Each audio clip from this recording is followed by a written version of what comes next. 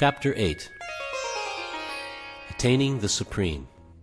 Arjuna inquired, O my Lord, O Supreme Person, what is Brahman? What is the Self? What are fruitive activities? What is this material manifestation? And what are the demigods? Please explain this to me. Who is the Lord of sacrifice? And how does he live in the body, O Madhusudana? And how can those engaged in devotional service know you at the time of death? The Supreme Personality of Godhead said, The indestructible, transcendental living entity is called Brahman, and his eternal nature is called Adhyatma, the Self. Action pertaining to the development of the material bodies of the living entities is called karma, or fruitive activities.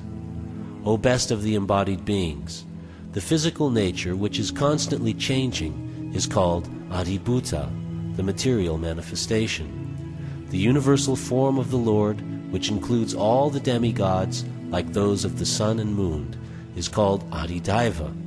And I, the Supreme Lord, represented as the Supersoul in the heart of every embodied being, am called Adhiyagya, the Lord of Sacrifice. And whoever at the end of his life quits his body, remembering me alone, at once attains my nature. Of this there is no doubt. Whatever state of being one remembers when he quits his body, O son of Kunti, that state he will attain without fail. Therefore, Arjuna, you should always think of me in the form of Krishna, and at the same time carry out your prescribed duties of fighting. With your activities dedicated to me, and your mind and intelligence fixed on me, you will attain me without doubt. He who meditates on me as the Supreme Personality of Godhead, his mind constantly engaged in remembering me, undeviated from the path, he, O Partha, is sure to reach me. One should meditate upon the Supreme Person as the one who knows everything, as he who is the oldest, who is the controller, who is smaller than the smallest, who is the maintainer of everything, who is beyond all material conception, who is inconceivable, and who is always a person. He is luminous like the sun, and he is transcendental beyond this material nature.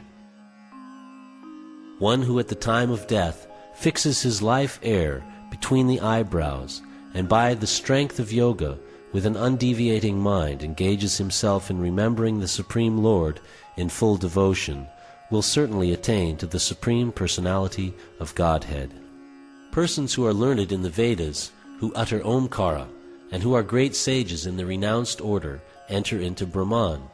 Desiring such perfection, one practices celibacy.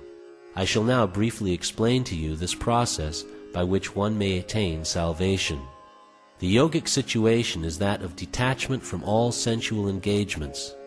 Closing all the doors of the senses and fixing the mind on the heart and the life air at the top of the head, one establishes himself in yoga.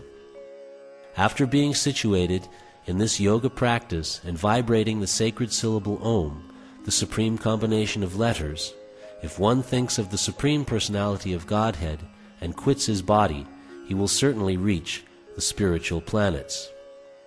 For one who always remembers me without deviation, I am easy to obtain, O son of Pritha, because of his constant engagement in devotional service. After attaining me, the great souls who are yogis in devotion never return to this temporary world, which is full of miseries, because they have attained the highest perfection. From the highest planet in the material world down to the lowest, all are places of misery, wherein repeated birth and death take place. But one who attains to my abode, O son of Kunti, never takes birth again.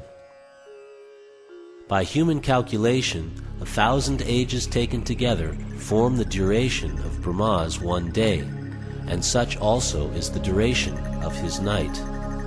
At the beginning of Brahma's day, all living entities become manifest from the unmanifest state, and thereafter, when the night falls, they are merged into the unmanifest again.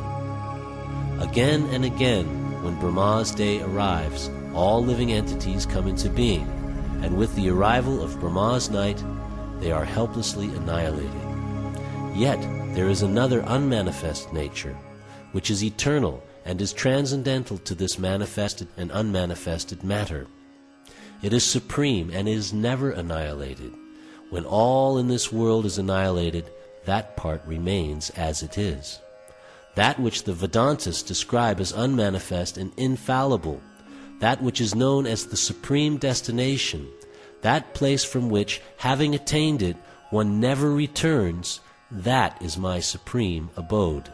The Supreme Personality of Godhead, who is greater than all, is attainable by unalloyed devotion. Although he is present in his abode, he is all-pervading, and everything is situated within him.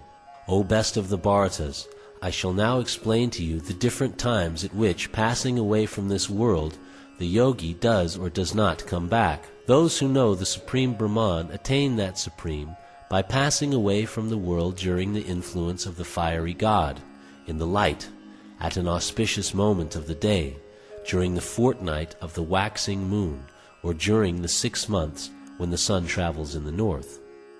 The mystic who passes away from this world during the smoke, the night, the fortnight of the waning moon, or the 6 months when the sun passes to the south, reaches the moon planet, but again comes back. According to Vedic opinion, there are 2 ways of passing from this world, one in light and one in darkness. When one passes in light, he does not come back, but when one passes in darkness, he returns. Although the devotees know these 2 paths, O Arjuna, they are never bewildered.